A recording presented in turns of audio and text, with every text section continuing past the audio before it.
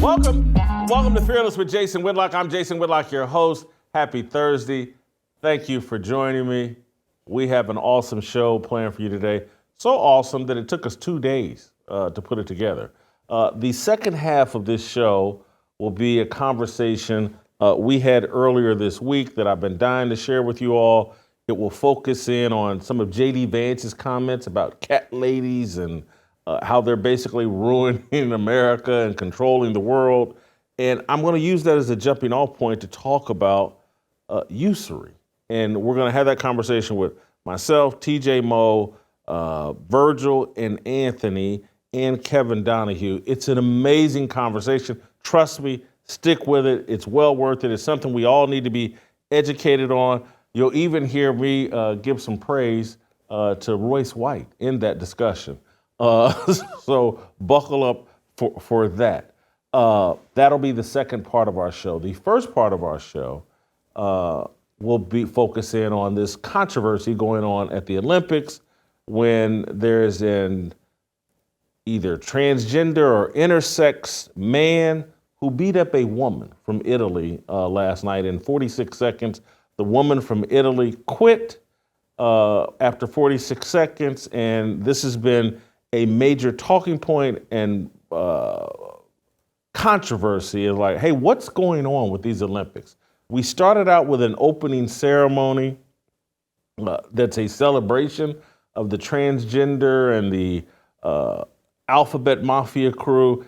And now the signature event, or the thing that's driving the most discussion during these Olympics, is someone who apparently is an XY man who's being allowed to fight against XX women.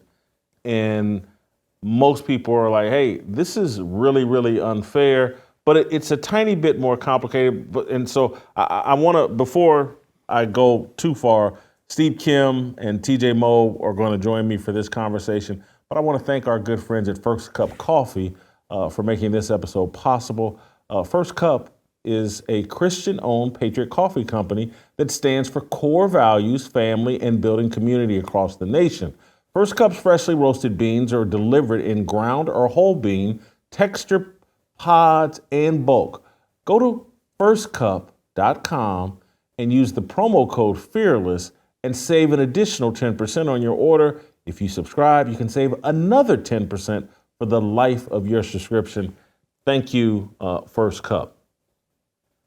Let me give some context. I'm sure many of you have seen the video, if you're on social media, of the Italian woman quitting after 46 seconds and a couple of punches from the XY man who maybe isn't transgender, but actually has the intersex disorder. I want to read from you on Twitter some of the information that's being shared that Imane, I think, is the man's name, the XY man's name that is presenting himself as a woman. According to this information that's being shared over social media, he or she is intersex, and it's a rare condition, certainly one that bars you from punching women in combat sports. She's male in every way that matters and tests that way. If you ran full spectrum and just looked at results, you'd get male by definition.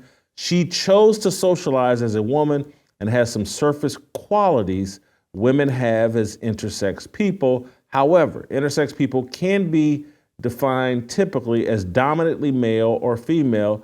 This person is dominantly and physically male, while socially female. It is from a birth condition, not transgenderism. We must socially accept this person because it's just chance. However, punching women, if you're physically male, is offline, or should be, in my opinion.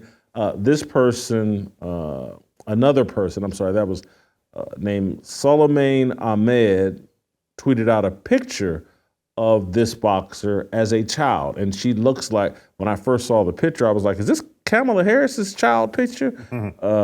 Is this AOC? I don't know. But anyway, it clearly looks like a little girl in the picture that this Soleimane Ahmed tweeted out. Algerian boxer was born a woman. Imane is a woman. She has hyperandrogenism, a condition characterized by abnormally high androgen levels in her blood, leading to elevated testosterone and the presence of XY chromosomes. This is a natural disorder. Now, having all that information, context, or calling it information, having all of that speculation or additional context, Steve, welcome to the show. You're our resident boxing expert. What should we make of what we just saw at the Olympics as it relates to this boxer and this event? Not sure what to think. I just think it's always strange. We never have situations where female athletes transition to male and then finish in 84th place in whatever event. It's always relatively mediocre male athletes who suddenly become Jim Thorpe and Muhammad Ali and Bo Jackson.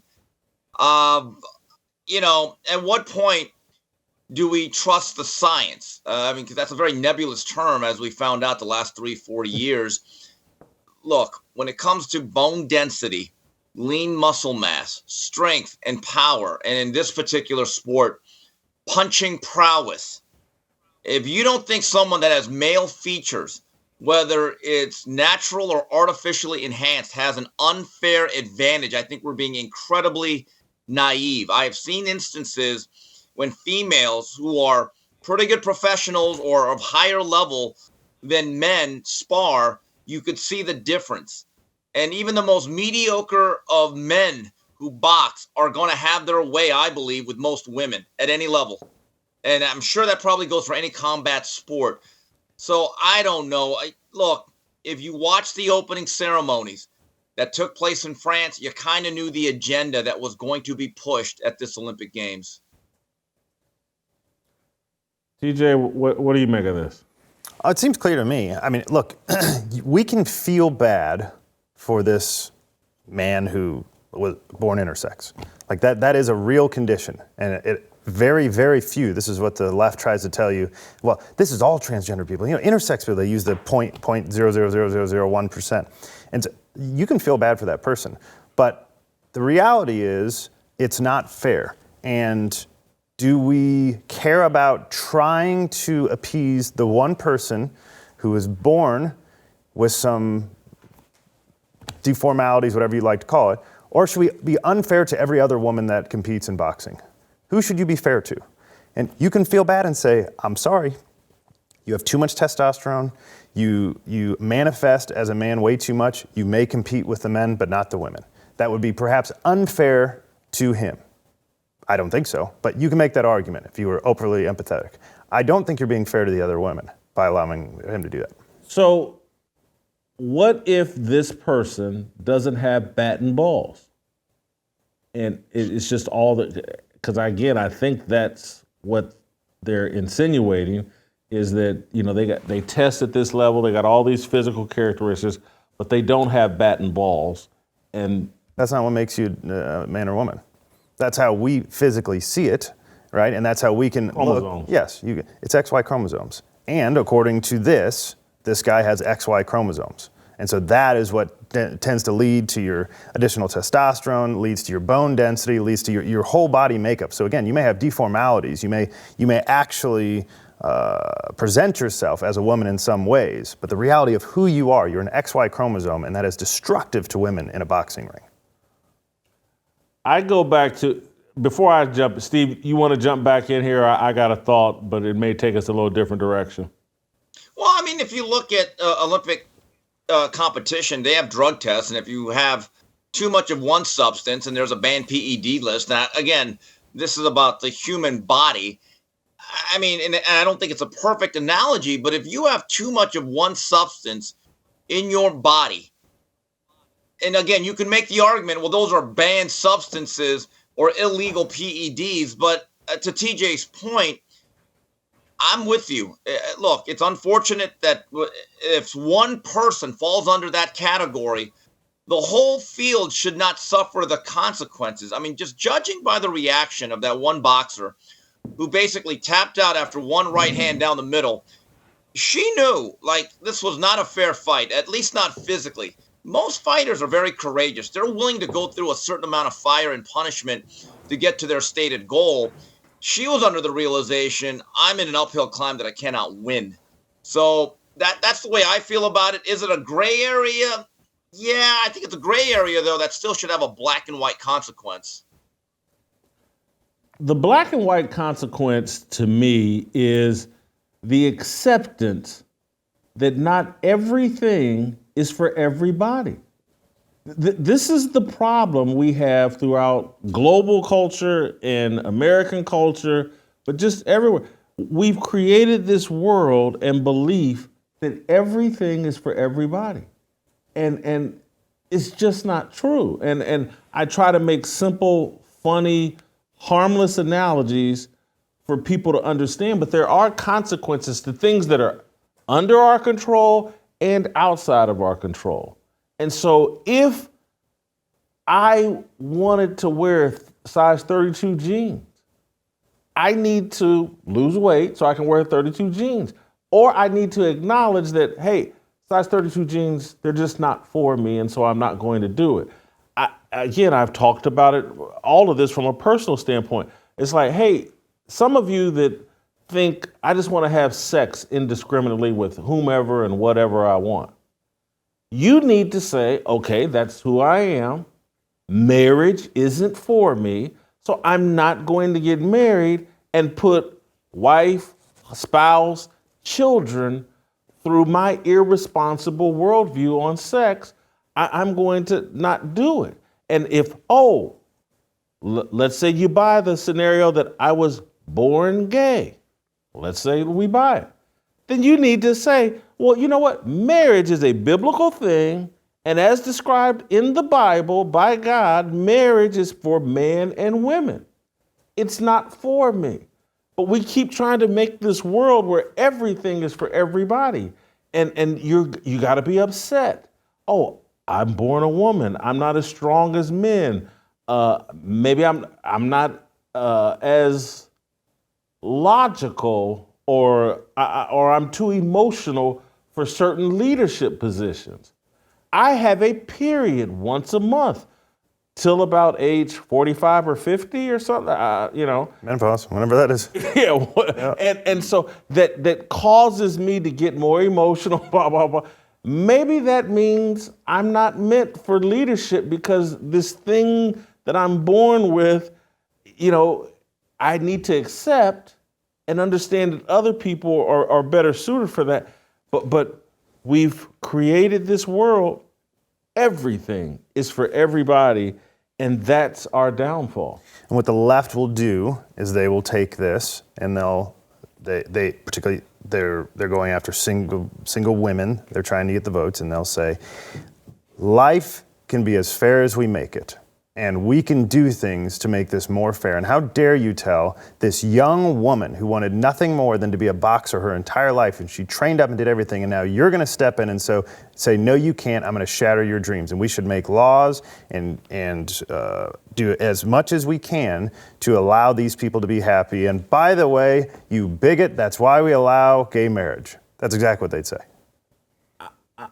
Listen. And I'm saying this seriously and joking.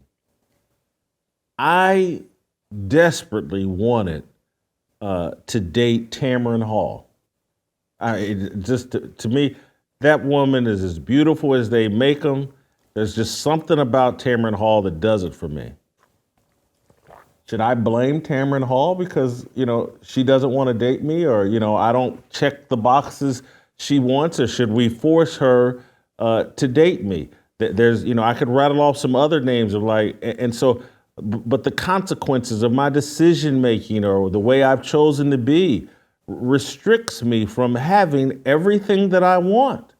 And so it's a tough pill for this man or this XY male person to have to, hey, I'm intersex, and so I can't have everything that I want. Let me make the best of what I have. And again, we have so little gratitude and so little respect for appreciation for all the things that we do have, that all we do is focus on what we don't have. And so, I don't want to call it, because listen, that's a tough pill to swallow. Or intersex, whatever. I don't know how I would handle it. But as society, I know how we should handle it. And that woman, man, should have to deal with the consequences of that. Go ahead, Steve. I mean, look, would you want a bus driver or an airline pilot that has had epileptic seizures? And I know they've lowered the standard for airline pilots, but I'm just saying, I'm sure they may be fine individuals. They may be the greatest people on earth. They may be up for the Nobel Peace Prize. But just me, and I don't know, maybe I'm an outlier. I would rather not have an airline pilot that has a history of having brain aneurysms or epileptic seizures. Sometimes, unfortunately, as you said, Jason, not everything is for everybody. Steve, I'll follow up on your point right out of the news cycle. I don't want, and President Trump and other people shouldn't have to suffer through 5'3", 175-pound women as Secret Service agents. And I get that she's 5'3", 170 pounds, and she dreamed of being a Secret Service agent. But why? Again, do what 5'3", 170-pound women do. They're not Secret Service agents. They're not tall enough to protect the president. They're not. They don't set the right tone. Again, just if you're an assassin, and I'm thinking about killing this person, but there's a 5'3", 170-pound woman standing in front of him, as opposed to a 6'3", 220-pound sculpted man. Are you not going to be more likely? Well, I think I'm going to go through with this assassination attempt. Jason, yesterday. If I was standing in front of Trump, they'd be like, "Hey, there's this fat black dude. Go now." Jason, just think about this. Yesterday, I was with a bodyguard, a guy that's a professional bodyguard that is shielded professional fighters, MMA fighters, and celebrities and other people that are very affluent. He makes his living doing this. Very, very nice guy, but he's tough. You would not want to tangle with him. And think about this. Every bodyguard that I've seen in Vegas at fights or wherever, there's never women. I've never actually seen a woman bodyguard, yet they think that they are going to put them in the Secret Service, of all things, not to protect a ball player or an A-list or a B-list actor, but the president. I mean, literally, next time you go to Vegas, Jason, and you see people, and they all have people that escort them, shield them from trouble, you never see a female bodyguard, ever. I'm not even so sure they exist, yet they're protecting the president. You just let me tell. When we were on the break, and I was doing other people's shows, and so I missed the news. But anyway, someone brought me on, I can't remember who, but it was to talk about this whole Secret Service deal. And I made the point, I was like, they hired that Kimberly Cheadle to lead the Secret Service, and 30% of our new hires are going to be women, and blah, blah, blah. And I was like, so I said, okay, so look, man, this is just like the NFL coaching thing or the college head coaching thing. Everybody wants to look at the finish line. Hey, why aren't there more NFL black head coaches? And people, Secret Service, that's the top of bodyguarding is Secret Service. That's the NFL for being a bodyguard. And so I said, so let's go look at the starting line, not the finish line. When you go to a nightclub, who are the bouncers? Men. Are they women? Are they 5'3", 140-pound, 160-pound women? Or is it men? I said, that's the graduate assistant program to the Secret Service. And so let's go to the graduate assistants in college football. Are 25, 30, 40% of the GAs in college football, are they black guys? Or and again, well, that's because of who's doing the hiring. Or maybe it's because to be a GA, you got to be willing for a year or two to make virtually no money. And if you got a baby mama or two, you can't go 2 or 3 years with making no money. And maybe you've eliminated yourself from the starting line. But that's what the starting line for Secret Service is bouncer. And when I've never met a woman bouncer. Mm-hmm. I haven't, and I used to go to clubs all the time. I've never been to a club, but I would think the real starting line is the moment of conception. You're a woman. You are disqualified. Whoa. Just tell you, Hold on. When you went to Mizzou, you never went to a bar? well, I used to, 3 times I was required to take recruits out, and so I had to sit there. But no, I never went to bars, and certainly I've never been to a You club. took recruits to a bar? Of course. At Mizzou? Yes. Those are nightclubs? Jason- I've been to... Those are definitely not Jason, nightclubs. Yeah, they were. Oh my gosh, Jason, you ever been to a bar in Columbia? Yes. No, not nightclubs. well, I went to more in hey, Kansas, though. I had better luck in Kansas. That's Hey, why. Jason, Anyway, go ahead. I'm sorry, Steve. I guarantee you when they did the recruiting visits, they said, okay, we got a couple 5-stars. Yeah, don't pair them up with Mo. No, they I did. guarantee They those did. discussions Dorial Green probably Beckham I was his host. Number 1 recruit in the Wow. country. I was his host. And he still went to Yeah. Mizzou. Wasn't he And he came. Yeah, for I a got minute. it. wasn't he a serial pot smoker? Of course. What that have He to do was with a me? bust. Well, I don't know. Just, My job was to get him at Mizzou. He showed up. Me and Kip Edwards. We were his hosts. But back to the women's conversation for a second. The young woman who's 5'6" at best, who was doing her best to be a head shorter than Donald Trump.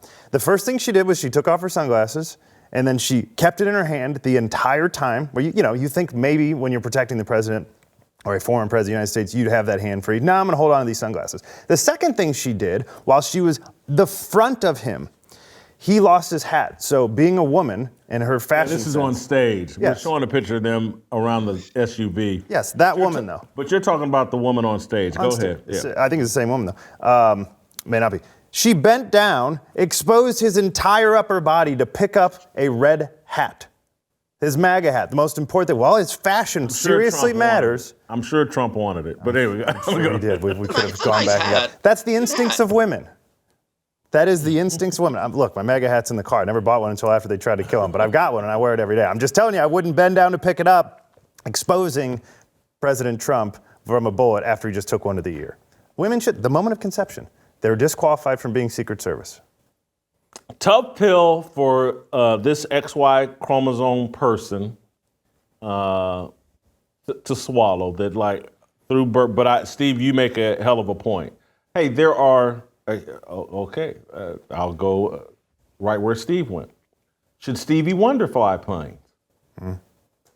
Ugh. Well, not only that, we have laws against, in Tennessee here, I just looked it up, a person with epilepsy must be seizure-free for a period of 1 year and have a favorable doctor's recommendation before they can even apply for a license. We have laws on the books against it because you're endangering yourself. Driver's license. Driver's license, Yeah. yourself, much less other people driving a plane or a bus or anything else. You can't even drive your own vehicle.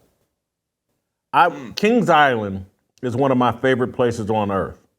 It's an amusement park right outside Cincinnati of Ohio. And I can remember a few years ago, I went to Kings Island and I was too fat for my favorite roller coaster. What's a few years ago? I can't remember, but a few years ago. Anyway, I was too fat for my favorite roller coaster. And it's like, should I sue Kings Island or should I lose weight? What? You had to be so tall, and then they put you in a seat. You don't fit comfortably in this seat. You can't run. There are consequences that are, some are inside our control, some are outside our control. We can't live in a world where everything is for everybody. That's how people get hurt. That's how you create chaos. That's how you end up with some 50-year-old man trying to join your Lifetime Fitness. Yeah, in Ellisville, Missouri, where there's, he's not only joined, he's been a dude. He's been a dude his whole life, obviously still is, but somehow got his license changed to say he's female this past week, and is now changing in the women's locker room. There's a Facebook post of a woman saying she was in there with her goddaughter, and this guy is gyrating with his junk out in the middle of by the sinks. And it's like, so anyway, we've got the Attorney General involved. We've got some House reps, some Senate reps. We're going to do something about it. There's a press conference and a protest happening on Friday at noon. But the point is that I made a call to management, and I'm like, can I get your official stance here? I'd like to know. There's a dude changing in the women's locker room. What is your official position here? Well, first of all, they said, this is a transgender woman, and so it's a she. I said, I don't need you to correct my pronouns. This girl has balls, so it's a dude, and everyone has seen that. That's why we're upset. If this was a girl, nobody would be upset. I would think as a woman, you might be able to relate to that. And so she said, okay, well, we're following Missouri state law, and we have this, we're nationwide. And at Lifetime, we have these kinds of things come up all the time, and so we've, gotten with our legal counsel, and this is our position, and we're sticking with it. And so we will see how long they can stick with it with the pressure we're about to apply, because I have a real issue with boycotting everything that I like to say, hey, we're just going to abandon it. I love that gym. It's the only luxury gym in the area. Every other gym's, $20. This one's like $200 a month for a single person. It's expensive, and you expect to not have to deal with some of these issues, and they don't have any standards. And so what we're hoping to do is push back hard enough that they are forced to make a change, because that's all the left does. They apply enough pressure to make the changes. Why don't we do the same thing instead of running away? Steve, I just thought of something. I'm going to move back to the sports. Oh, you got something you want to toss in, Steve, before I move back to... TJ, once they tried to say, well, this is a transgender woman, that was their stance. They showed their hand immediately. Fair enough. But this is the thing what I hate when they say, we got to find a middle ground. Not on everything you don't, because the pattern has been the last 50 years, in my view, in the culture of America, since political correctness really became a thing about, 30 years ago, right? When you start finding a middle ground, the problem is it always moves in a direction that goes against logic and reasoning, and it actually hurts the common sense populace like yourself, TJ. So that is the problem when you say, we got to find a common ground. I say, no, hold your ground. Because if you really think about the whole word inclusion and the movement of it, it once really was about, hey, we're gay and lesbian, which is fine, your choice. Please don't bash us over the head with baseball bats outside of our clubs and discriminate against us. And I think everyone said, you know what, that's fair. Now it has become an infiltration of, hey, we get to influence your kids. We get to take your kids if they want to transition without your consent, and you might lose parental control. So that is the whole issue and the problem that I have when people say, well, we got to find a middle ground. And to that I say, not on everything we don't. Steve, thank you. I'm going to let you go. This last part I'm going to say to TJ, because he maybe can help me out. TJ being a former Mizzou superstar athlete. Overstatement. I'm going to start identifying as a 30-year-old, 6'4" NBA player. Okay. And so identifying as a 30-year-old, 6'4" NBA player, I would like for you to introduce me to Sophie Cunningham. I can do that. And so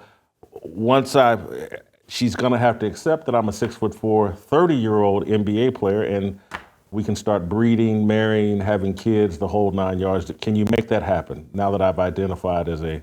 Yes, and do you think she'll understand all those qualifications, or I should actually introduce you as, hi, this is Jason Whitlock. He's 30 years old, he's 6'4", and he's an NBA player. Yeah, make that introduction. All right. If that's my new goal. Since Tamron Hall's now married and off the market, I'm just going to start identifying as a 30-year-old NBA player, and the world's now got to make me happy and do what I say. So anyway, that's the conversation we wanted to have about the intersex boxer and just the lunacy of the Olympics. The second part of this show, I'm telling you, you got to stick around for, particularly if you're want to hear me throw some praise at Royce White or just get educated on usury, educated on what's driving the lunacy of cat ladies. Unmarried, childless cat ladies. That's what JD Vance called them. How did we get here, and how is it connected to the banking industry? Man, this conversation's amazing. I want you to stick through it. I also want you to think about if you're someone like me and you're trying to address your health and trying to get in better shape, you probably need a Lumen. Lumen is the world's first handheld metabolic coach. It's a device that measures your metabolism through your breath.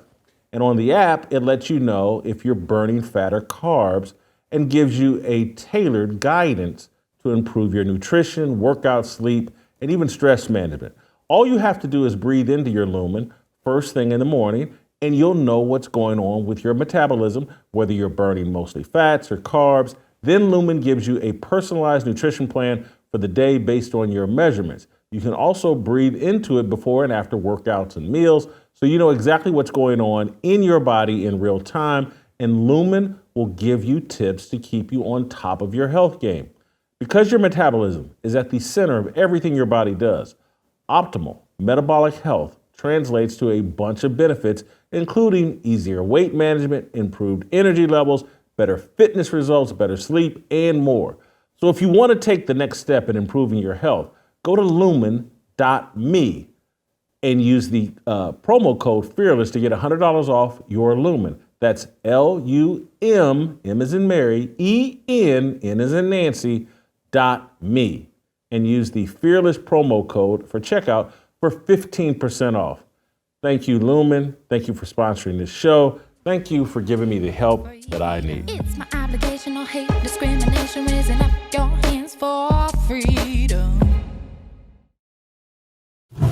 So one thing I learned about working with Vice President Harris is she always stand on business. You've got to be kidding me. That's Gavo. What's the name of the group? Gavo. Gavo. He's wearing a blouse. He's out of the closet, Luke. I hear you. He seemed a little incredibly gay. He's trying to tell us something. Gavo. That's not my name. He's part of that Diddy cult.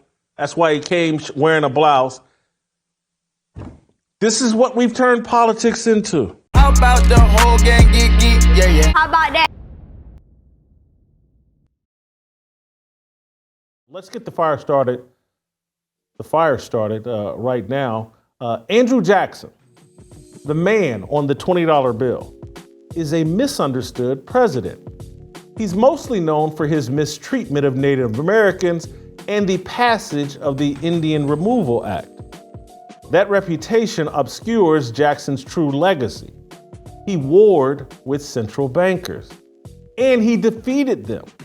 The former Army general ran for president in 1829 on a platform of ending the Second Bank of the United States, an early precursor for the Federal Reserve.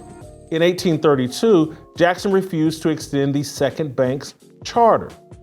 I thought of Andrew Jackson when marinating on the controversy caused by the resurfacing of JD Vance's statement about the childless cat ladies destroying America.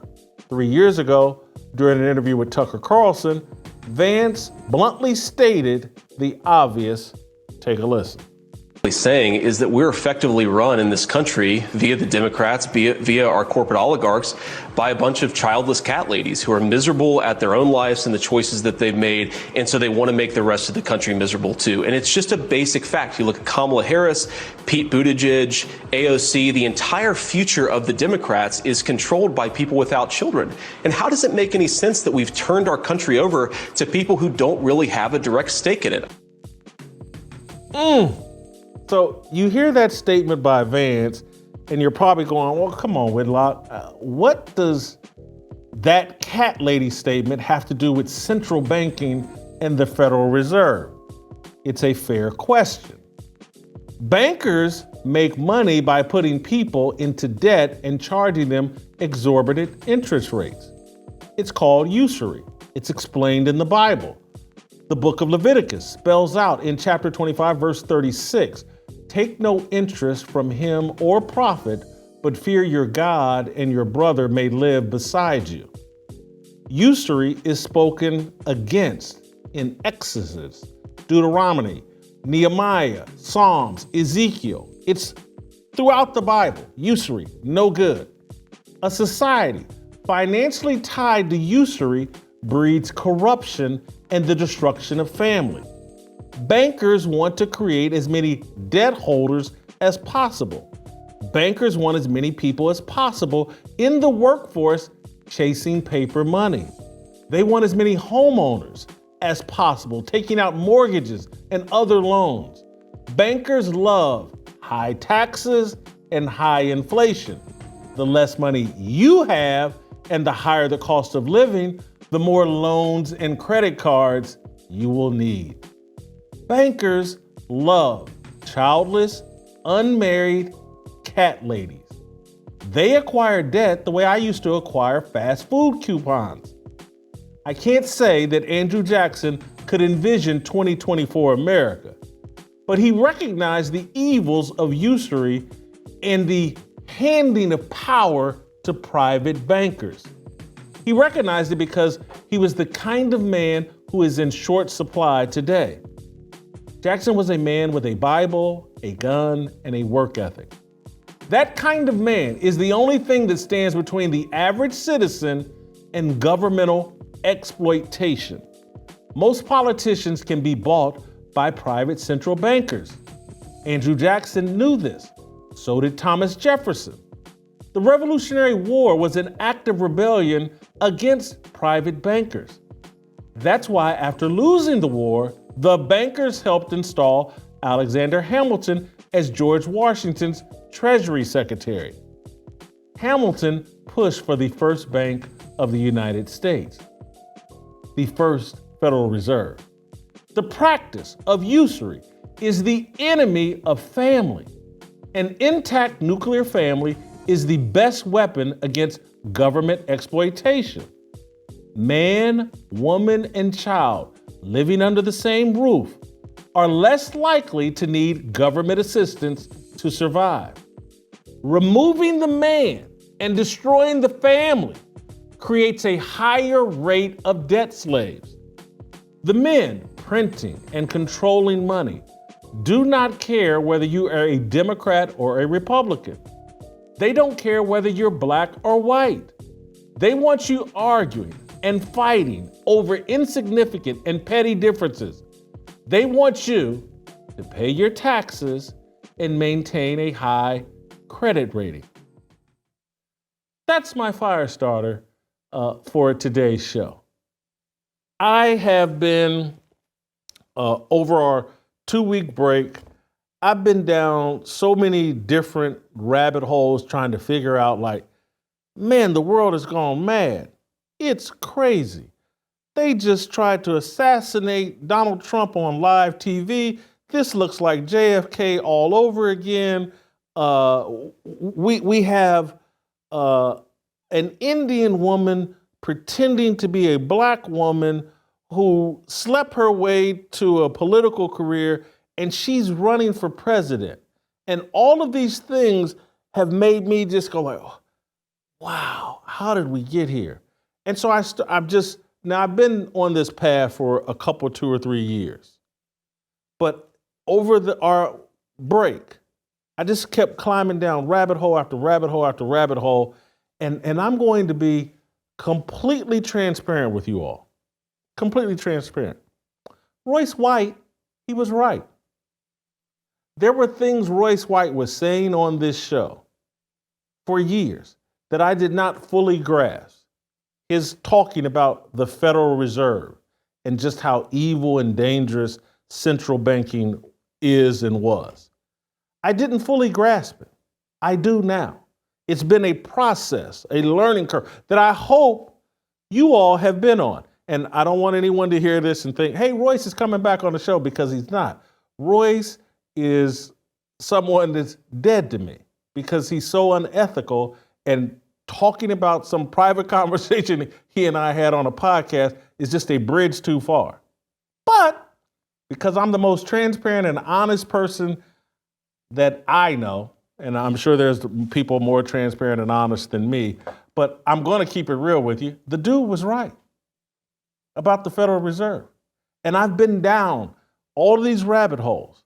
And other people have just been like pointing me in directions. Kevin Donahue, who will be on the show shortly, like, hey, look, usury is talked about in the Bible constantly, but you'll never hear any minister in America preach about it. And we have to ask ourselves, why? If we've had all these conflicts and we've had these wars, and many of them tied to central banking and a society that is financially built around, hey, let me loan this person in need some money and charge them an interest rate that they'll never be able to keep up with. And this money we're printing is really worthless. Again, this breeds corruption. And again, who wants childless cat ladies? Who wants to destroy marriage? Who wants God's nuclear family destroyed? Who wants your greatest protection from government exploitation, family and man? Man with a gun and a Bible and a work ethic. Who wants that removed from society? Who wants that man's power diminished? A man with God, gun, and Bible. God, gun, and a work ethic. It's the most dangerous man on the planet. The government can't figure out how to stop him from making proper decisions, and so they're just destroying him. And they're removing his power. Who wants this done? Bankers. The more people they have out in the workforce, the more people they have chasing paper worthless money, the more people they have in need of loans, the more money they make. We never discuss it. So the childless cat ladies that JD Vance was ridiculing, they're being created by design. I want to ask our team here, Virgil, Anthony, Kevin, TJ, Mo, why isn't usury discussed from the pulpit in the church? Why aren't people being educated about central banking? It's played such an essential role in the history of American and global culture, but it's never discussed. We'll do that today.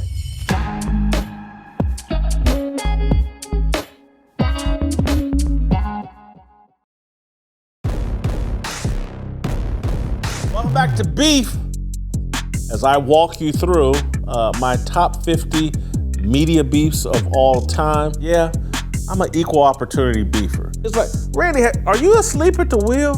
Big lips are in style. I'd love to squash this beef. I mean, I was not real happy at all. I was less than thrilled. I was displeased. And now we have beef.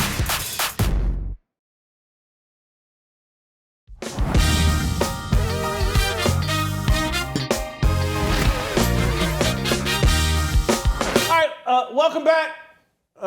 As promised, we're going to continue the conversation. We'll bring Virgil Walker into this conversation, TJ Mo, Kevin Donahue, Anthony Walker in studio with me.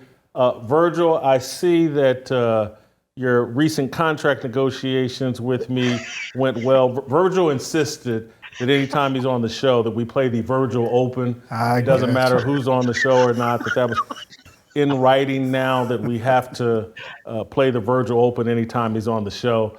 So, and the first question has to go to Virgil anytime he's on the show. So I'm locked in contractually here, guys. Catering to Virgil's ego. My agent's doing his job, I guess. I didn't know that. Yeah. On a more serious note, Virgil, why isn't usury talked more about from the pulpit in church? I'm 57 years old. I'm not sure, and I've been to a lot of churches, and I'm not sure if I've ever heard a sermon on usury. Why is that? Well, I'd say first of all, it's not a popular subject. Two, it's one of those things that unless people are preaching through the Old Testament or the New Testament verse by verse, it's not something common that would come up. And so it's an issue, a subject that's difficult for people to wrap their minds around.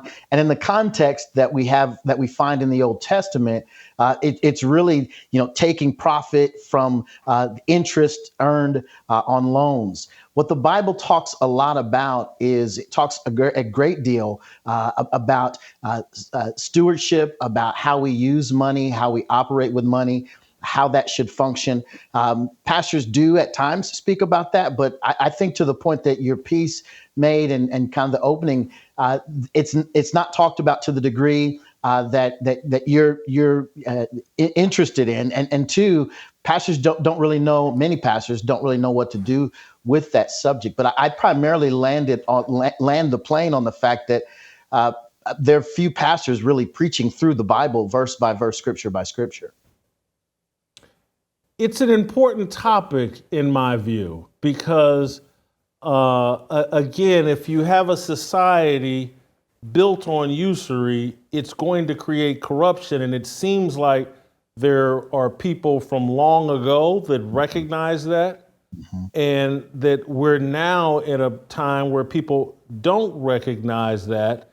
And it does need to be unpacked. So, Anthony, I want to ask you, why do you think the Bible and God, Jesus Christ, why are they against usury? What's the thinking behind that?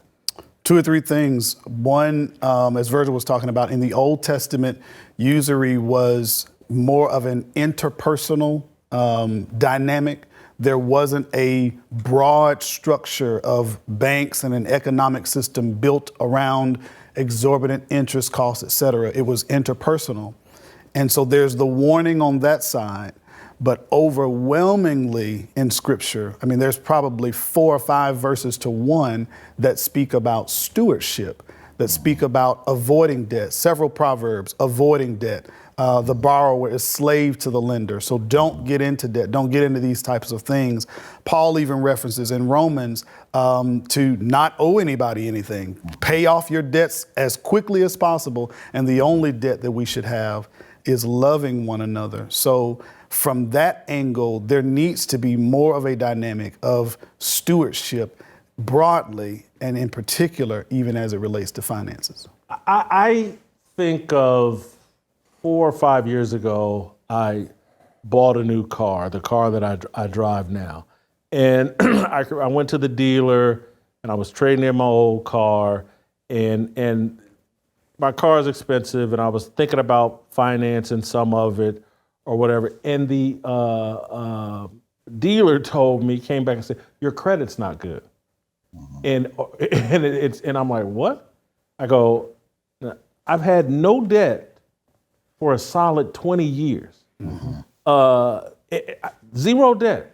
And I'm showing you a high level of income. And so here's someone that has had no debt, showing you a high level of income, and you're telling me my credit score is not very high, or it, he said it's shaky. I go, this doesn't make sense. And he told me, you don't have any debt. And we lowered your credit score because you don't have debt.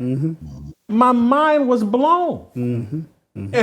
And there's, I can't say this comes from a biblical worldview, but I've always been adverse to debt. I've always just instinctually been like, nah, I don't want any debt. I'm gonna pay everything off. And so, but it just blew my mind. And so as I started, because again, 4 or 5 years ago when I was told this, I was like, man, that's just wild.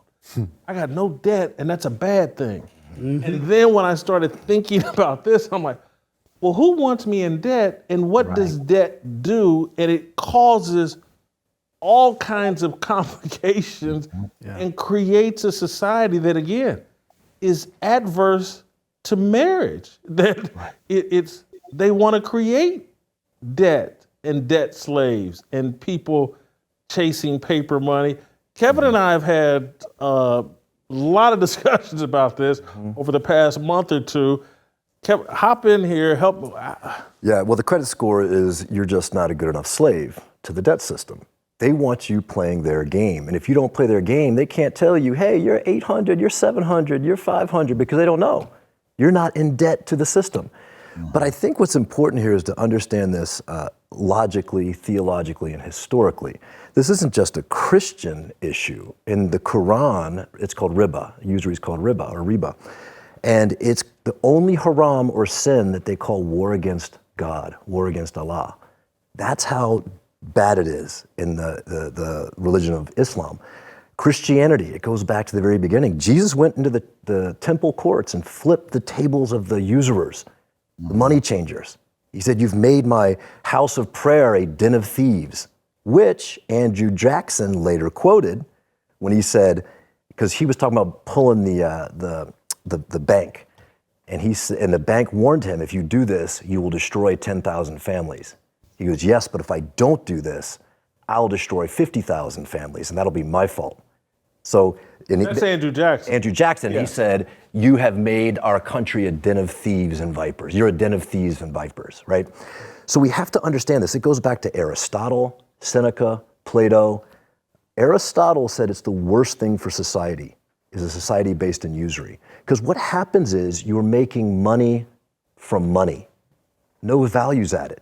So if I loan you $100 and I say, and you have to pay me back $110, where does that $10 come from? Yeah. If you have 10 people on an island and we all have $10, right? And one person decides to be the banker, right? And we deposit our $10 in that bank account. A year from now, he's charging interest and someone goes for a loan and charging interest, that money comes from out of nowhere. So as a collective on the island, we have $100, let's say. Now, at the end of the year, he's charging 10% interest. Now there's $110. Where did that $10 come from? So you're actually printing money when you charge interest. And the nature of usury is compounding interest. So not only are you making money on money, you're making money on the interest that you're paying as well. And this is the predicament that the United States of America is in. Our government doesn't have money. They have to borrow money from the Federal Reserve. And that money is compounding, that interest is compounding. If you look at the debt clock, it's at like 43, 44 trillion. But if you look at the real numbers, it's something like 200 trillion.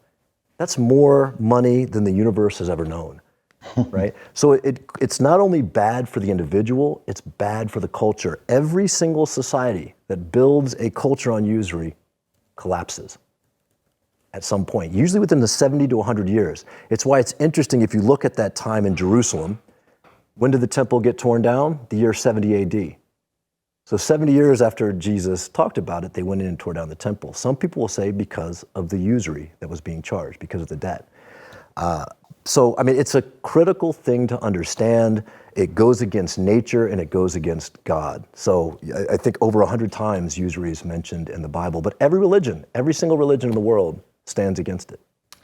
TJ, this is where you've heard me say on this show for years, like, hey, we think we're smarter than the people from 100 and 200 years ago. And I go, I'm not so sure of that because, again, if they wanted to entertain themselves, they had to read the Bible. If they wanted to communicate with people, they had to know the Bible. And instead, we make reference points, and I'm going to make a reference point or an analogy about the movie The Godfather here in a second. But again, it's like, that's how we communicate. We want you to understand, let me make this reference to this popular movie, and I'll make it.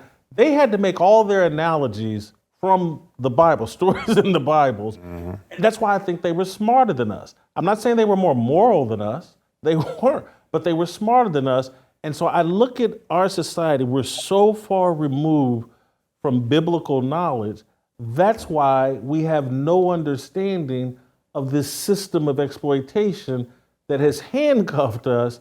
And I look back at from Thomas Jefferson to Andrew Jackson to other people, to Abraham Lincoln. Greenbacks. He was, and a lot of people say that's what got him killed. But they were smarter and wiser, and we're just willfully ignorant, I guess. And that's why we don't seem to have a problem with central banking and the exploitation of debt slaves.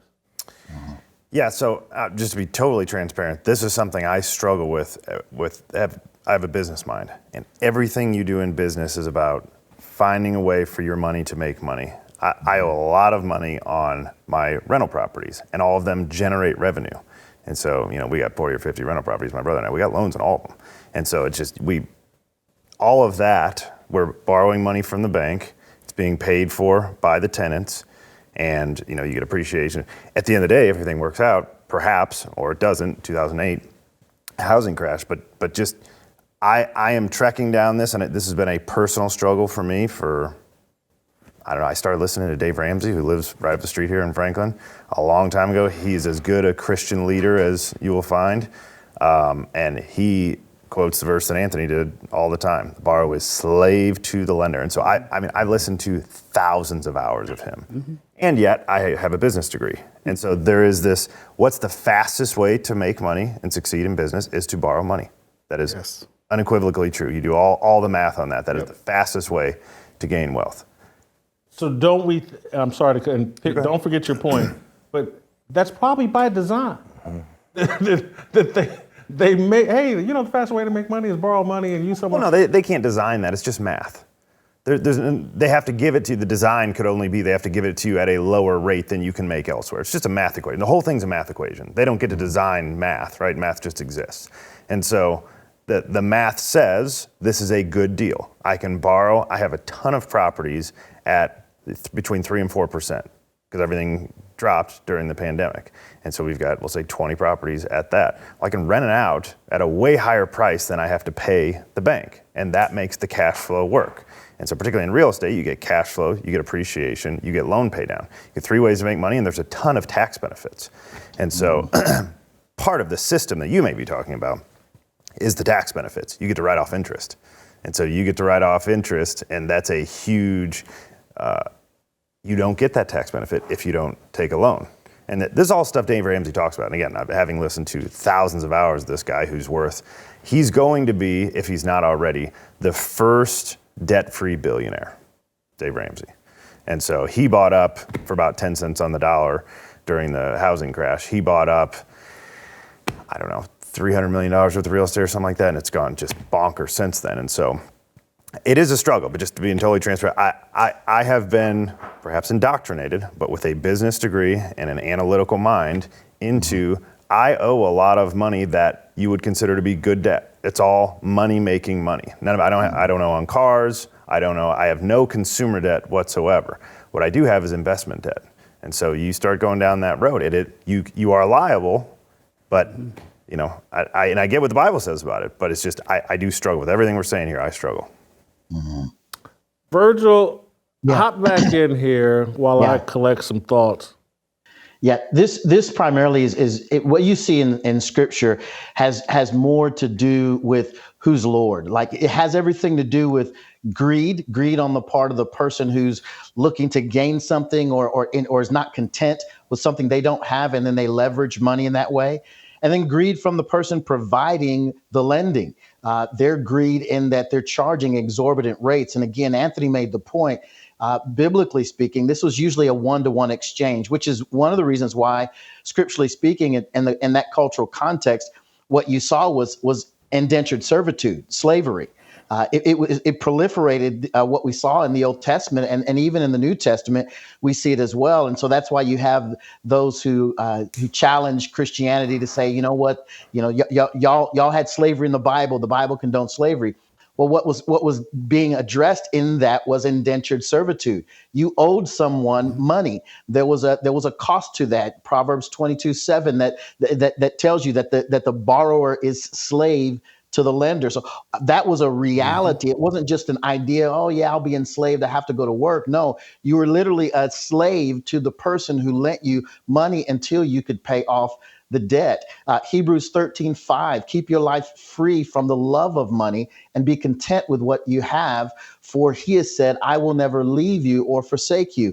The question there is, who is your Lord? Is your Lord the Lord God, or is your Lord the money that you can acquire, lend, and or borrow? And so it's really an issue of where lordship is and who you're dependent upon. And as a result, I think to the point that you're making, who are we subject to when we borrow as much as we do? Virgil's making a very good point. Money, biblically, to the good steward was a tool. And there's not that kind of worship relationship to it. It's just a tool. It's a means to obtain some things. I use that tool. If you're smart with it, if you're a good steward of it, you can help it to grow, you can help to give, etc. But when you enter a system of debt and where usury comes in, and going to, even to use some of Kevin's example, if I owed Kevin, I borrowed from him $100, but he now tells me, because now I'm slave to him, I owe $230. Well, I was $100 in debt when I came to you. Now I'm even further in debt to pay you back. And now I'm just in this cycle. And so imagine those who are not good stewards with what they already have. I'm in a further hole than when I began. And when I keep that going up in my lifestyle, now that is the main thing that's on my mind. And Virgil's speaking to this. That's my Lord at this point. I got to figure out, how do I get out from under this debt? If I could only have $500, if I could only have $1,000, I could be free. We haven't even dealt with the moral issues of sin, my own struggle. I'm just trying to get this number. To those who have a love for money, Paul says the love of money is the root of all evil. Kevin is, man, if I can get 4 or 5 more Anthonys, I'm good, because I just have to keep going. Somebody owes me 10, well, now you owe me 15, and now it's he's loving, he's acquiring, and in nowhere in this picture are we looking to God to be our Savior, God our provider. God is the one that helps us with this. So again, backing it up, if we are stewards and we have a healthy relationship with this tool of money, just as much as I have a relationship with a screwdriver, where it's just a tool, right? Now this is just a tool. I live my life focused on kingdom work. I'm seeking and saving. I'm trying to make disciples, and this now becomes a tool. I'm not idolizing it. It is not the central source of my life. And if I live a life, let's say I'm the person that, we're in a culture where debt is a part of it. Okay, I get this, use this debt, I'm paying it off immediately. I had to borrow to get this car or whatnot, I'm paying it off immediately, because I don't want to be in a relationship to where I am this slave. You deal with, once you start getting a good level, TJ deals with real estate. Once you start getting a good level with your home, and that's where, me and my wife are in, now you start getting all this, hey, you guys need to take out a home equity loan. Hey, it's like, wait a minute, I'm trying to get out of this, and you're advertising this. And then you start thinking, well, man, my car is maybe I do need to get one. Maybe we need to get a new, and I'm back in this system of debt and slavery to a system. And then I'm dreaming now, man, if I could just, $200,000, I'll finally be okay, rather than if I could just overcome this sin issue in my life, man, I would truly be free. Who can deliver this wretched man that I am other than Jesus the Christ? I can remember being a 20, 21-year-old college kid, and one of Visa, somebody sent me a credit card. Yeah. And I can remember taking all my boys, we went to high-end restaurant. We went, I don't know how, we went to Red Lobster. I was about to say Red Lobster. On my credit card. But as soon as I got that first credit card, I started getting in the mail all these, hey, get you a Discover card, get you the, and the next thing you know, I had 4 credit cards, and I was the college kid with no income, really, other than, I mean, it was crazy. Yeah. But I had it. And I can remember it took me 5 years after college before I paid all those credit cards off. And not that it was astronomical, but the thing, as I go back to the whole car statement, I see so many people engage in a conversation, and I see salespeople get them in a conversation. What payment can you afford? Instead of what car can you afford? And so what I ended up doing, because again, that's, as an adult, that's been part of my mentality, is I just I'm just gonna pay for the car. So my credit's bad, I'm just gonna avoid the debt. So I just paid for the car. But I remember, and again, because this isn't, biblical thinking is in what drove my mindset. It was actually my father, who I can remember when I was an 18-year-old kid and senior in high school, and we're living together, and he, every night he'd come home and tell some story. and it was just conversation. But I can remember Mike Tyson was fighting out in Las Vegas, and so I can't even remember if it was 18, 19, 20, but Mike Tyson was fighting out in Las Vegas, and his friend, Slim Carruthers, who was wealthy at the time, and my father was broke at the time, was gonna pay for, hey, let's go out to Vegas together. I got you covered. And my father was like, man, I ain't going out there. And I was like, Daddy, you ain't gonna go to the Tyson fight? How can you go? He goes, I'm not letting some other man pay for me to go out on some trip. He goes, then I owe that, and he said N-word. I owe that dude. And he goes, Jason, anything you accept, there's a responsibility that comes along with it. So be careful of what you accept. Yes. And then I started originally applying that mentality, and I tell the young kids in my family, the young dudes, Josh, who lived with me when I was young, I was like, hey man, when you accept intimacy from a woman, there's a responsibility that comes along with it. Unless you're willing to carry that responsibility, don't accept it. There's a responsibility for anything you accept. And so this whole mentality of a banker or anybody that owes you money, there's a debt you owe. And so I try to avoid all those debts. And that's where the mentality came from. Kevin, I'll hop back in here. Yeah, so we have to also define usury, because the easiest way to con people is to change the definition. So, we say exorbitant interest. The historical definition of usury is any interest at all, right? So now we've changed the definition. And so when I think of even home ownership, I lived in Costa Rica for a couple of years, and people actually own their homes down there. And it was kind of an eye-opener to me, because they don't have access to these lines of credit where they can just go to a bank and get a loan for several $100,000 for a home. People in America don't own their home. Mm-hmm. Don't pay your rent next month. Guess who's coming for their home? Pay your mortgage. Well, yeah, that's what I mean. Or rent, right? You're paying rent to the bank, but the mortgage. Yeah. So it's the rent plus interest, right? So you're paying rent for the bank, and if you don't pay, they're coming for their house, and all that money that you put in that house is gone. Mm-hmm. Right? So it's student loans, like you got to get a college education, then it becomes consumer loans, and then people are looking at their monthly mortgage payment. Oh, I can afford this much per month. They're not looking at the house. And then what happens? Do you still own, let's say you pay off your mortgage, guess what? You got to pay the tax man for the property tax, because the government wants their chunk, because they owe a lot of interest as well. Right? So it becomes this gigantic game. And when you look at and you study people like St. Thomas Aquinas, or Dante, who wrote the Inferno, or even Aristotle, they did something interesting. Dante in the Inferno he said the hottest places in hell are reserved for sodomites and usurers. Why is that?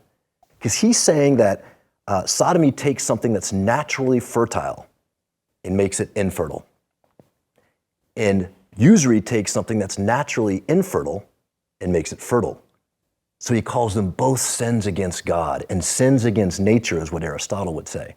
So when we understand that, we realize we're living in the midst of an economy that's based completely on sin. I used to go to Bible studies, and people would talk about, homosexuality, it's such a bad sin. I'm like, let me ask you all a question. How many of y'all have debt? Every single person raised their hand.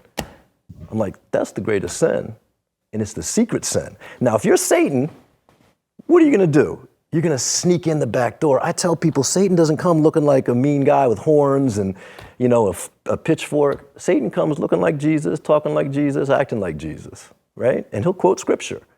And he'll put you in debt so fast, and suddenly you don't even know what's going on or what hit you. And you're living the American dream. I want to piggyback here. Yeah. I want to piggyback your sodomy point in terms of what makes you vulnerable to sexual exploitation. Debt, a lack of gratitude, a lack of satisfaction with what you have. They attach you to this debt system and enslavement, and then they say, but if you do this, I'll clean that up for you. Slave.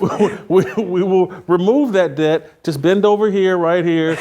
It'll only take a minute or two, And now I got you. And the changing definitions of what's a man, all confusion, right? So to go back to what I really started with, we're changing the definition of usury to mean something that it doesn't even necessarily mean. It means interest on money.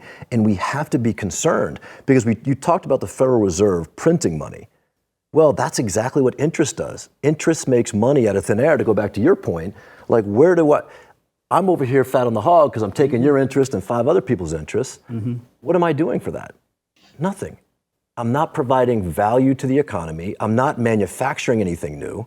So if you go into any city in America, who own the biggest buildings? It's going to be banks and hospitals and insurance companies. What are they producing? Debt slaves, right? It's not like, look at Detroit. Detroit used to be a manufacturing hub. What is it now? It looks like the atomic bomb went off. No? What somebody might say to that, and I open any explanation, but it's just, somebody is creating, hopefully, and that's the point of the loan. The loan would be that you can go open a business, you're creating something, and you get to pay them back with something that was created. And that's how the economy grows. Which is fine. I'm pro-lending. It's just when you start charging interest that becomes the problem, because now you're making money from money. And I get it, in our society, that's normal. But if you study it historically, every empire, every society has collapsed. I'm not arguing against the debt thing at all. I'm always just throwing in that, like, that's what people watching will say that. It's like, for instance, I opened a Smoothie King. We didn't get a loan on the first one, we got a loan on the second one. Yeah. We created something worth, $500,000 or whatever, that only cost us $180,000 to open up. Yeah. And then we paid back the bank their interest. We put our money on it. Here's what I would say to that. So if the bank it said, okay, you need capital, here's capital, we'll take an interest of the Smoothie King, right? So now they're making an investment versus charging interest. So now, no matter what, you owe money plus interest on that loan, even if you go bankrupt. Sure. But if they take the risk, and I think this is what we should do in our culture, if the bank loans you money on your home or on anything, they're taking the risk with you. The risk on the loan and the risk on whether the property goes up or goes down. Mm-hmm. So I think that would be more valuable. And venture capitalist. Yeah, venture capital. Yep. And it would cause people to consider more deeply whether it's a good investment or not. Right now, they don't care. I'll give anyone a student loan. I'll give anyone a home loan. Yeah, home loan. Yeah. Well, anybody. And that was 2008. Yeah. That is an excellent point about one thing I thought when you were talking about home loans is, imagine what today the median home sells for about $400,000. I think it topped out at $415 or so a year ago. And so, what do you think that would be worth today if you couldn't get a loan? Right, exactly. $50,000? Mm-hmm. Like we are throwing ourselves into a tizzy for stuff we can't pay for out of leverage. There's a home in my neighborhood. In 1925, it went for $930. It's up for $2 million right now. Are you telling me like that 100 years caused that much value? I can give you an example. So these studies will, when we talk about predatory, so everybody thinks the payday loans, those are all predatory. Credit cards may be the worst thing in the world. And again, I'm guilty. I have credit cards that I pay off. I've never carried a balance at any point in my life, but I do have credit cards. They've done studies on this. The Dun & Bradstreet study found people spend 12 to 18% more when using credit cards. That's on average. The Federal Reserve Bank of Boston found that the average cash transaction in 2016 was $22. It's $112 for a non-cash transaction. And we're moving towards a cashless society. Yes, and here's why. It's all psychological, right? It is. You give somebody a credit card, they give it back to you. You give them their money, you don't get that back. So you feel fine handing them that card because they're about to hand you something back, and psychologically, you don't think you lost anything. And on every airline flight you go in, what are they pitching? Points. Credit cards. Yeah. We'll give you 50,000 points in order to be our debt slave. You know the airlines make more money on the interest from those credit cards than they do on the airline tickets? Of course, it's minimum 18% on every credit card. Exactly. So everyone's getting in on the business. You go to TJ Maxx, you go to Macy's, wherever. Hey, do you have our credit card? We'll give you 10% off today. Yep. Everyone's pitching usury, and I would say it's a sin. So Jason, what you have to do, like what you were saying, you have to pull out of the system and be content with, hey, I'm not in this mindset. You know, you talked about when you were in college. I'm thinking about when I was in college, like that was just the way to do. And I was thankful, you know, as I was getting ready to leave college, I got to witness a very wise man, not overly wealthy, but very wise man. He said, hey, you know, come ride with me. We go to lunch or whatnot. And he said, I got to take care of something real quick. And he went to go buy a car. And as he was getting ready to buy a car, I had bought a car, and I've gone through the whole credit spiel, and I've seen it. And the mindset of that is there's just a certain amount of interest you're going to pay. That was just the mindset I was in. Mm-hmm. And when it came down to him, for him to get the car, they're talking financing and all of this, how much you're going to finance, and he keeps negotiating the price. And I'm thinking, why does he keep doing? They're not going to come down any lower. And so finally he says, well, I'm not financing. Oh, we can throw off a what? It was just completely weird to them, but it was mind-opening for me to see, wait, you can just pay it and that's it? Yeah. And from that moment, I look at all of it completely now it's a different mindset, and it may take you a little longer, save up a little bit. It may take you a different way to get there, but man, the freedom of, I'm not, I don't have to engage in this. I pay it and I walk out. I'm not dealing, but you're going to lose out, Kevin. You're going to lose out on the points. Mm-hmm. You're going to lose out on the credit report. You're going to lose out on that. But man, the freedom from that system is the only way to combat that. Which our founding fathers, the Revolutionary War was a war against usury. King George had personal debts to the Bank of London. He had war debt for the French Indian War, and they owed a ton of money. That's why they were taxing the tea and taxing everything in the bourbon, because they needed to pay off his debt. And the colonists were like, no, we're not going to pay your debt. And that's what the Revolutionary War was founded on, for freedom. Mm. And my epiphany was, I was living in Washington, D.C., and I was seeing all these friends from college, living in these big houses out in the suburbs. They were in debt, $750,000, these big old houses, car debt, student loan debt, and they were commuting to jobs they hated every day. And I'm like, what is this? What kind of world am I living in? Is this what I went to college for, to go get a job I don't like, to put myself in hundreds of thousands, millions of dollars in debt? To work, I was like, what kind of life is that? And at that point is when I woke up. I was probably like 2000. Wait, you woke up from the American dream? From the American dream. It was American nightmare. I think back to what, even as TJ talks about, some of those things, as you escape from that system mentally, you become free, it's a different dynamic. But as Dave Ramsey would say, though, you're going to have to drive a car that's older, but you paid it off.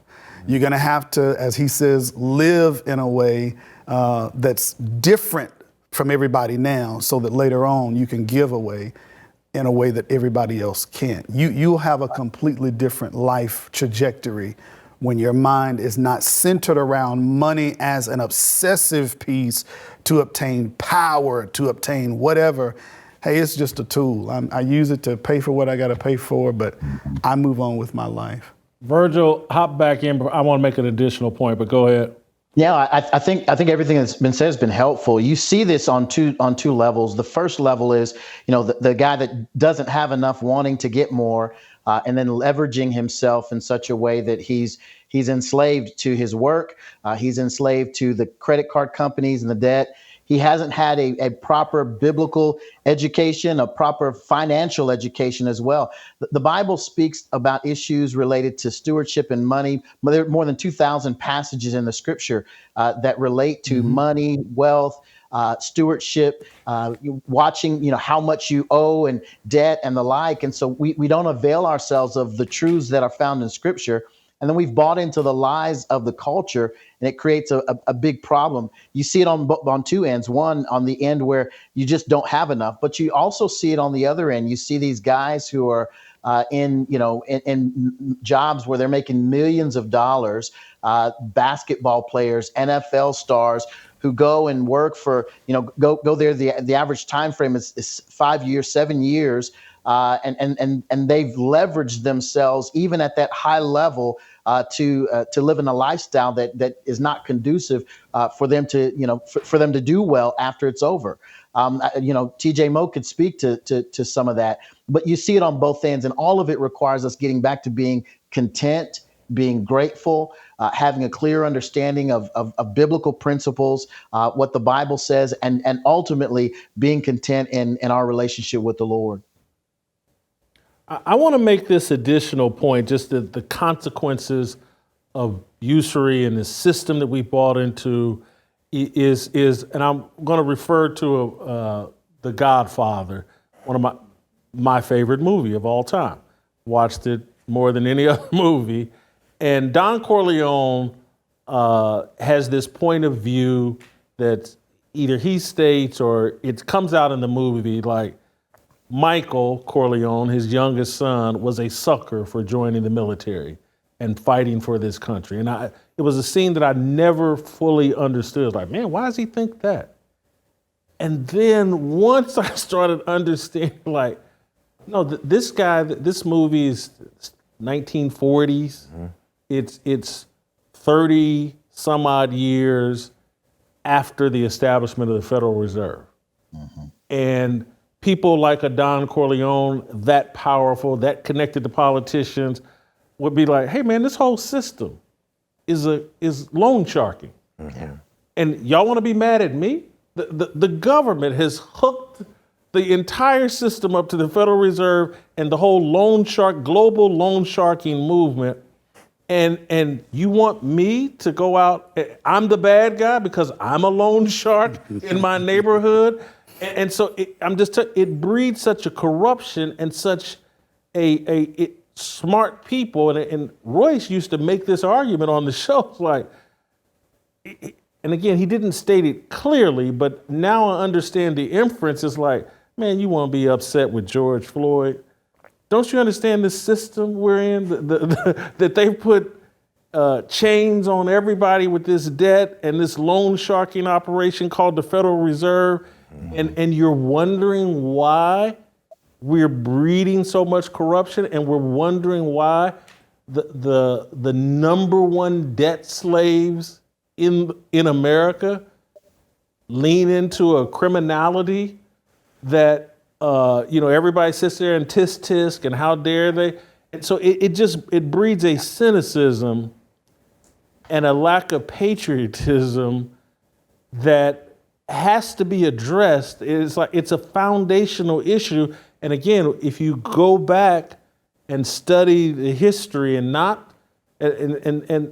just when you destroy the family and make everybody pursue these individual goals and you turn the society more and more secular, you're denying them the wisdom that's found in the Bible so that they even understand, but you're also denying people the opportunity to teach their own kids. We're reliant on the government, the people running the loan sharking operation. You educate my kids. You tell them what to think. You tell them what the history is and why we fought this war or that war. Because the last thing we want is for you to have an intact family living within its means, engaging with each other for entertainment and pleasure and joy. We want you hooked up to an Xbox PlayStation that you bought on your credit card, and you sit your kids in front of the TV you bought on your credit card, and you let the public education system educate them rather than you educating them. Yeah. And so, because again, the system knows how to create debt slaves. They know how to create people out in the workforce who can be taxed, unfairly taxed. And I was such an idiot. And again, when the scales start coming off your eyes, you just start figuring out like how stupid you are. Everything. I used to tell people, I enjoy paying taxes. It's the most patriotic thing I could do. You told me that a year and a half ago. Hey man, we got to think about that one a while longer. Yeah. I don't know if you got that right. And so it's like, no, they're robbing me. And they're robbing you, and they're taking your freedom away. Yes. And they're taking your talents and what you produce. They're taking it and making you a better slave. You live on less. They run inflation. They loan you the money to keep up with inflation. It's all a little vicious cycle, and the next thing you know, you become cynical, and you start throwing your morality and values away because it's like, man, this whole system's corrupt. Why shouldn't I be corrupt? Yeah, the other part too is when you get a loan from a bank, they're strangers. You're putting yourself in debt to total strangers. You don't know your banker. You don't know their religion. You don't know their background, right? So you're putting yourself in indentured servitude, basically, to these folks. But imagine for a moment if you relied on God. You just said, okay, God, bless me with a home, right? Give me the talents to go into the economy and create a business where I can just pay cash for a home. And then when someone says, hey, man, what's your interest rate on your house? Like, no, man, I don't have an interest rate. I created a business, I sold the business, and I paid cash for that house thanks to God, right? Then we're a walking miracle. Then we're a testimony, right? Versus saying, oh, yeah, I just did like everybody else. I got in line. Well, they say wide is the gate that leads to destruction. Yes. Narrow is, what if you go take the narrow path and say, I'll never take a loan ever again. I'm going to do everything I can to get out of debt, follow some of to get out of debt, follow that Dave Ramsey principle, which has helped so many people, and just be free. You know who's not in debt? The Amish. They build their homes. My grandfather on my mom's side built every home he ever lived in. He never went into debt. In fact, he would build homes and then other folks he'd sell them. But he'd sell them for for a nice profit, but not, they'd make payments until it was paid off, but he wouldn't charge interest. That's what we should be doing as human beings. But that's a weird and backwards dynamic or system in today's world. When you were talking about families, if a husband and wife, they come together, we're going to homeschool our kids. Oh, you're so backwards. Why would you do that? And that's just so weird. And well, this is why we pay our tax dollars. So now there's this guilt trip of, man, I'm paying my tax dollars for all these good schools that we're not using. So why don't we? It's like, wow, that's such a weird system. Or again, in your dynamic of, hey, I want to buy the car. Maybe I'll finance somebody. I want to use all of my cash up. And they're like, well, you don't even qualify to be able to get one. You're like, what are you talking about? So to leave that system now makes you look weird, but it overrides the system when you embrace, hey, okay, yeah, this is backwards, but I don't have any interest that the bank is interested in because I'm not borrowing from them. I actually pay. It'll take you longer. It may be a more arduous path, but a certainly more freeing path when you do it. The case that you're making to some degree is that the banking system is actually responsible for feminism, and they probably started it. Yes. And they said, hey, you know what we can do? Having just men is great, but we can get twice as many people in the workplace. And think about how many loans we can give and how many more businesses can be started and how much more money we can make if there's twice as many people in the workplace as there was before. And now there's even more women than men in the world, or in America certainly. And so, you can go back to all of the destructive stuff, and this is why the Bible says the root of all evil is the love of money. It's like the central banking system, if you go far enough, is probably responsible for virtually all of the corruption in America. Every bad movement that we have came from, what could make us a little bit more money? What if we destroy this family? And then they control the politicians. Yes. They finance, pay for, corrupt the politicians. And the politicians, drunk on their power, again, they're invested in creating more taxpayers. Mm-hmm. It's like the single unmarried cat lady is a taxpayer. She's got bills to pay. She has no man in her home. She has no family. She's not creating kids. Jason Whitlock didn't create kids that will take care of him in old age and all of that stuff. And so that's why you're always looking for the government. Well, how much Social Security can I get? Because I haven't created the wealth of family who will take care of me. And, I look at my parents and they sit there like, we did. And thank you so much, Jesus, because Jason and Jim take real good care of us.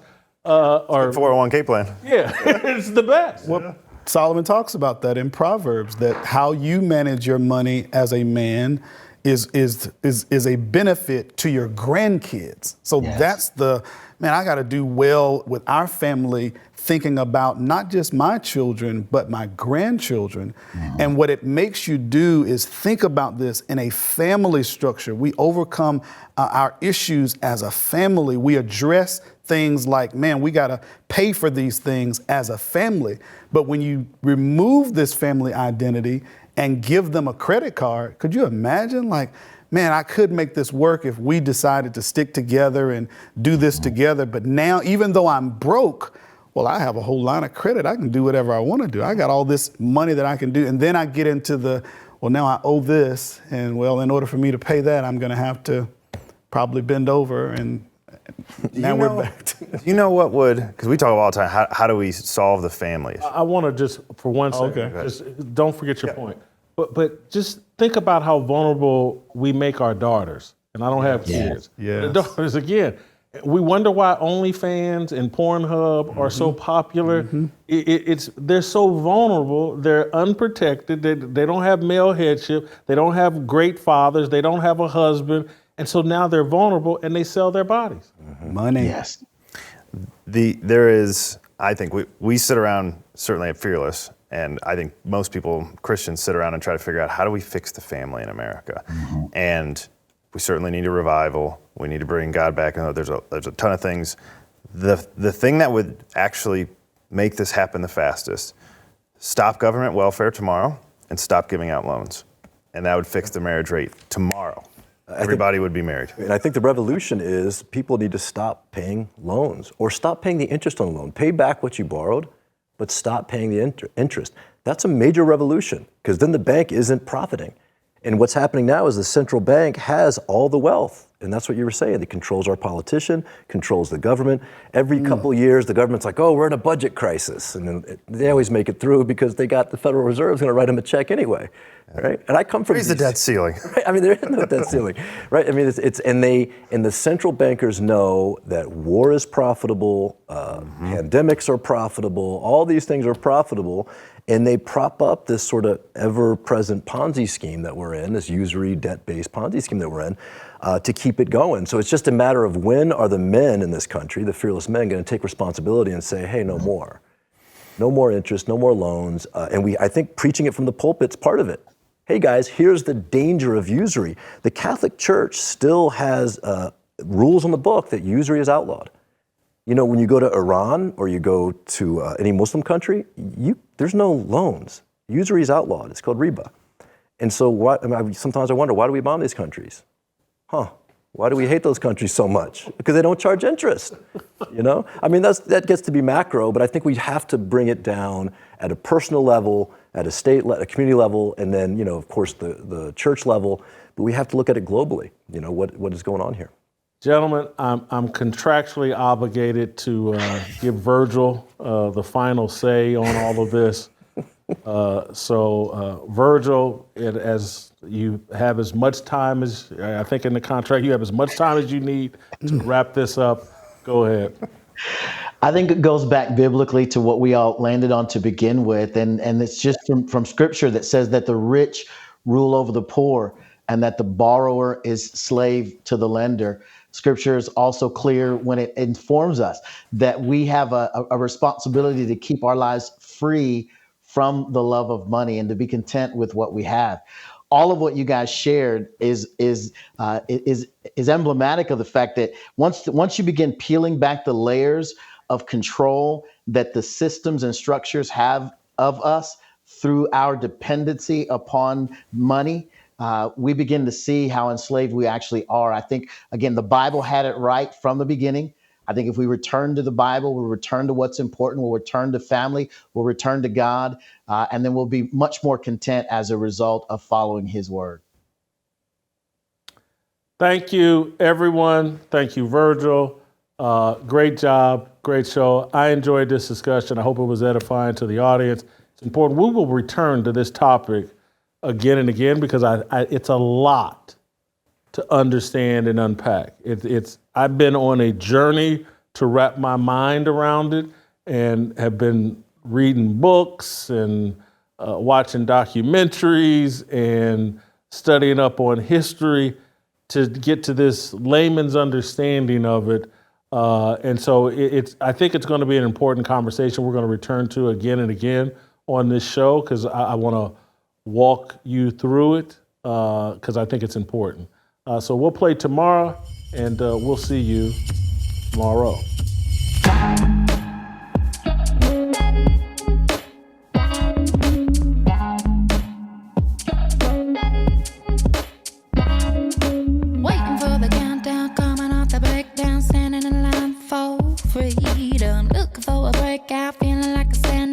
spinning like freedom. Came like a fighter, striking like a ladder, making all these moves for freedom. I want freedom. No negotiation, my sister, no relation. We all just wanna have freedom. Sitting on a corner, never been alone. I'm breaking my back for freedom. Blessed, we are living, get back. We are receiving, all deceiving. We all wanna be free. We want freedom.